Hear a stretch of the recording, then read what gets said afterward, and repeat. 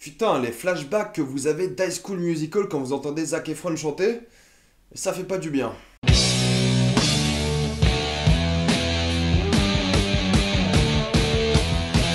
The Greatest Showman. The Greatest Showman est l'histoire de Hugh Jackman qui a fini sa carrière de Wolverine et qui se lance maintenant dans le cirque et le théâtre. C'est un gars qui est venu de rien et qui décide d'entreprendre. C'est l'histoire d'un entrepreneur, c'est l'histoire de la nation de Macron, en plus parfait. C'est un gars qui a vraiment un rêve et qui veut le réaliser et qui se dit que je vais embaucher des gens vraiment uniques, vraiment extraordinaires, genre des femmes à barbe, des nains, des géants, et monter le premier cirque de l'histoire, grosso modo, en tout cas de l'histoire des États-Unis. The Greatest Showman est une comédie musicale, et non pas comédie musicale à La La Land où, vous savez, c'est naturel, on a l'impression qu'ils chantent de manière assez honnête, qu'ils se mettent dans le délire. Là, c'est une comédie musicale, ils parlent et d'un coup ils chantent. D'ailleurs, c'est un jeu assez marrant de déterminer le moment où ils commencent à chanter. Il y a des phrases qui commencent et là tu dis « Oh, là ils vont chanter ».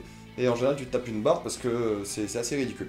Mais c'est une comédie musicale, après avoir vu La La Land et même La Belle et la Bête, tu te sens un peu con quand tu vois une comédie musicale, surtout parce que La La Land c'était organique, c'était fluide, t'avais pas l'impression que c'était une comédie musicale en tout cas, t'as l'impression que tout était normal dans l'univers du film.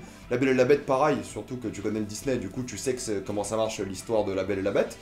Mais là, faut avouer que c'est pas très organique, c'est très artificiel, et tout le film est un peu artificiel, que ce soit par les effets spéciaux, qui sont des fois ridicules, il y a des éléphants, des tigres. Je peux vous dire que c'est pas la joie, même la photographie est pas très bien réussie, on dirait que ça fait vraiment carton, des décors peints auraient été plus jolis en tout cas, mais thématiquement ça s'approprié parce qu'il y a un moment, dans le film, il y a Hugh Jackman qui fait du piano, et on voit très bien qu'il touche pas le piano, on le voit très bien, clairement qu'il touche pas le piano, mais il y a quand même les touches qui sont jouées dessus, et on voit les touches physiquement bouger. Voilà, bon, tout est artificiel. Et c'est assez thématique parce que c'est l'histoire d'un gars qui crée quelque chose qui n'est pas authentique, qui n'est pas vrai. Certes, il a des personnages uniques, certes, il a des personnages bizarres avec des talents spéciaux, mais à chaque fois, il ment pour faire du spectacle, pour faire du show business. Thématiquement, c'est un film qui a très bien compris ce que c'était, quoi. Il essaie de raconter une histoire de quelqu'un. Bon, c'est un peu maladroit, c'est vrai, je pense que c'est un genre de film qui aurait bénéficié d'une vingtaine de minutes de plus pour développer mieux l'intrigue du personnage principal, et surtout l'intrigue de la romance entre Zac Efron et une gamine de 14 ans, mais bon, ça c'est un autre détail. Je comprends pas parce que la meuf, on dirait qu'elle a 14 ans, et Zac Efron, il veut se la taper, quoi. C'est assez inquiétant. Mais ce qui se passe, c'est que même si on n'a pas trop d'évolution de personnage, ou du moins elle n'est pas très bien établie, on sait qu'il y a une tentative de quelque chose. Il y a beaucoup d'ellipses via la musique, il y a beaucoup de transitions via la musique, il y a beaucoup de musique, en tout cas.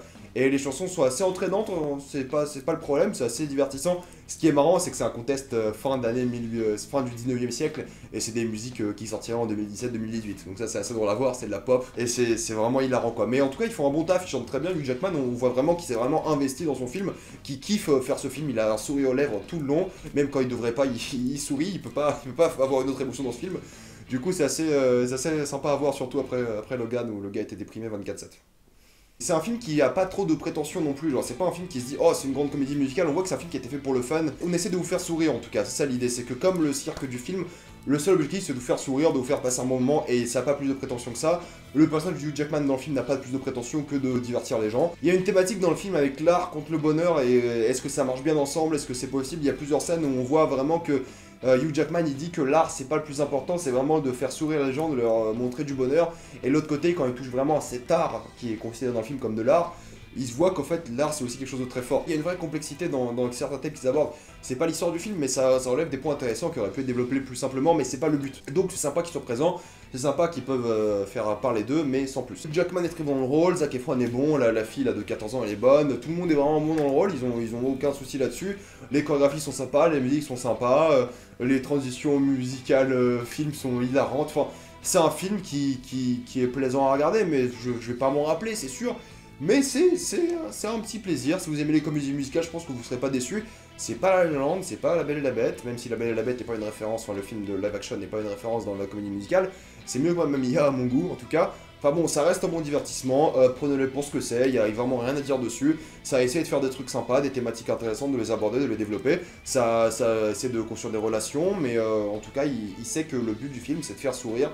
Mais on s'en fout un peu du reste, et pour ça, il mérite du respect parce qu'il n'a pas de prétention, il veut pas être plus que c'est réellement. Et le succès qu'il se tape aux États-Unis en ce moment est assez mérité. C'est pas non plus un killer de box-office, mais il rembourse son budget et ça se passe bien. Et honnêtement, pour ce que c'est, il le mérite. Et c'est un film qui apporte un peu de joie, qui peut faire plaisir énormément aux enfants et aux fans de comédie musicale. Donc voilà, ça c'était The Greatest Showman. Avez-vous vu The Greatest Showman? Étonnamment, il n'y a pas grand chose à dire là-dessus, mais si vous avez adoré, mettez-moi ça dans les commentaires. Pourquoi? Qu'est-ce qui ressort?